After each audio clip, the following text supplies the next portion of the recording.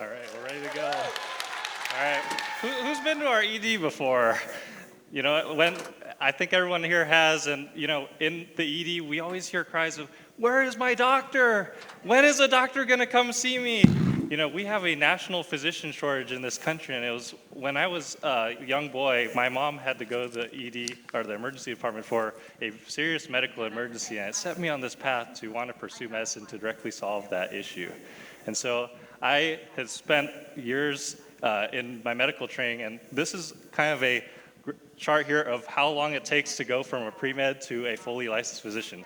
Even from where I stand today, I'm not a doctor, but it'll take 10 more years to get to becoming a physician. And while I was at UCLA, I spent time shadowing physicians, volunteering in Ronald Reagan Medical Center, and doing research on atherosclerosis, which is the condition that my mother had.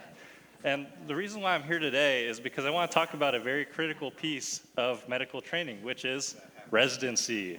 So residency is the gap between becoming a medical student, graduating, and then becoming a fully licensed physician. It takes anywhere from 3 to 5 years, and it's always done at a community hospital. So it was very interesting when I got the opportunity 2 years ago to build a residency program at St. Mary Medical Center. And so when I started in May 2023, I was working with doctors in the hospital, our staff, and our leadership to develop this program. And as of April last year, we got our initial accreditation and began recruiting medical students who are about to graduate. And so throughout this process, which started in fall last year, I'd been looking over hundreds of applications. They're very highly talented medical graduates who have gone through academics, as well as community service, as well as incredible research. And we've gotten to this point, and I'm proud to say that we've accepted our first class of 10 residents who will be arriving here in July. And so we're really proud of this, and I want to share that they'll be here for 3 years in their internal medicine residency. We want to train and retain them here in the high desert. But this brings me to a point where 2,000 people applied to our program. What happened to the other 1,909 people that applied?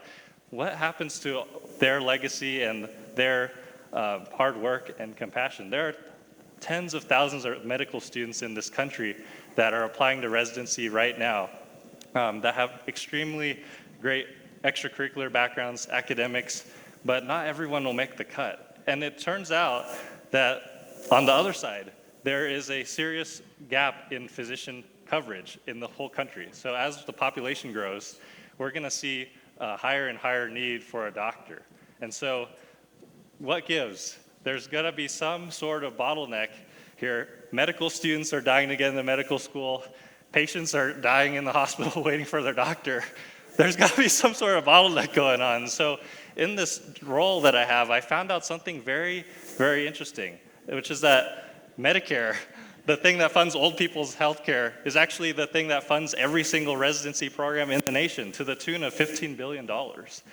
And so one of the key issues here is that Congress in 1997 voted on a law to actually artificially limit the number of residency slots in this country.